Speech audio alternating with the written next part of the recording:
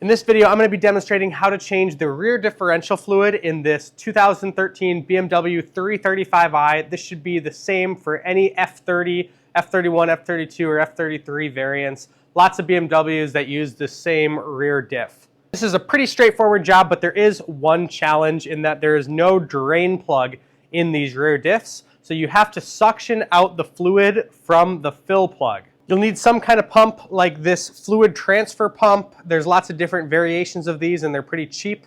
I find these a little difficult to use when I'm by myself because it's hard to hold it and pump it and hold the end of the hose. So I'm going to be using this brake bleeder tool. My other option is this hand pump that's supposed to go in a bottle, but I can put this hose on the bottle end of it and have a hand pump. It's very cold in my garage. It's about 35 degrees. So if the pneumatic pump is going a little too slowly because the oil is so thick, I'll have to do the hand pump. Now the other challenge is since you go in from the fill plug, you need sort of a right angle on your hose to get down and suck out of the bottom of the differential. And for that, FCP Euro sells a special hose attachment. It's about $20, but I'm going to show you how to do it without that. What I did was just cut a section of a wire coat hanger, and I've got the end of my suction tube here. And I'm just going to slide this in like this, and that will allow me to bend the hose in whatever way I want so I can get in the fill plug and suck out of the bottom of the differential. This is fully adjustable that way, unlike if you buy the specialty attachment, it's only going to be set up in one configuration. So other than a way to suction the old fluid out, you'll need a 14mm Allen to get the fill plug open. You may need a eTorx 12 to remove a dampener in some vehicles. Mine does not have that, but you may need it. And then you'll need new fluid. Do your research on what fluid you want. This might be a little controversial. Lots of people say different things. I've decided to give this a try, but don't take my word for it. Buy the genuine BMW stuff or whatever you find is best with your research.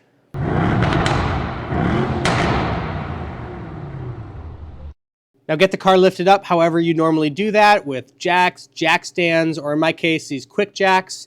Just make sure that it is safe and reliable and you're good to go underneath.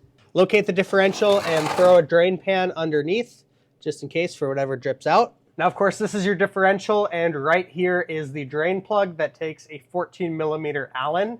Now, you may have sort of a dampener that hangs right here, and that's going to be on that 12mm eTorx that'll be hanging right here. You'll just have to zip that off. It's really easy to do, super easy access. My car, however, does not have that. It clearly never did have it because that's not a threaded hole. I believe mine has this one here instead. You can see that 12mm eTorx there. Now use that 14mm to crack open the drain. Don't expect anything to drip out here. Notice that on my vehicle, it's very dry around here. That's a good sign that my gasket on my fill plug is in good shape. You may want to consider getting a new fill plug before starting this job, especially if you see any signs of leakage around it. You'll want a new one so that you have a new gasket.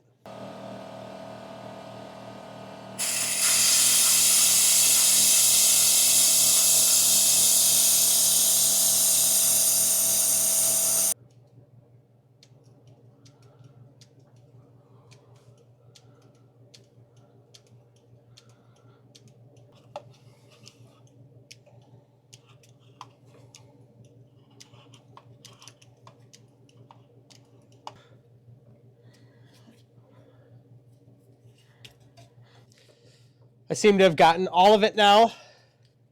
I even tried different angles. It seems like about a decent bend, a little bit more than 45, and then about 3 inches of straight is the ideal to get right in and right to the bottom here. So I played around with a few different angles and lengths here, and that seems to be the best. This ended up being the best pump to use because it's so cold in here and the fluid is so thick. The pneumatic one was taking way too long. So this is what I ended up recovering. I'd say this is about 1 quart, maybe a little less, probably about a quart when you include what's left over in the drip pan, some that I spilled on the floor and some that's still in the tube and everything. So got about a quart out. I think the capacity is 1.3 quarts. So this is definitely, that suction tool definitely worked well with that angle to get the most out as possible. Now refilling it is super easy, especially if you got one of these pouches. Otherwise you have to use the same pump you use to take stuff out and pump the new stuff back in. But you're just gonna fill it up until it starts to come back out. So it should take a little more than one of these.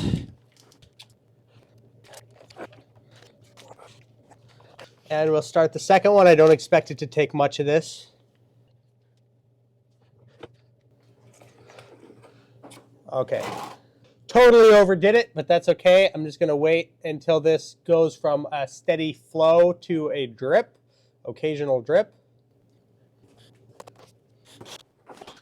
All right, so now it's slowed down to just a drip. Moral of the story is when you think you're getting to the end, start filling a little slower. So then you waste a little bit less. I'm going to put the fill plug back in. And then just snug it down. This is going into aluminum thread, so you don't want to tighten it too much. And I'll just clean up all the oil that dripped. Some brake clean.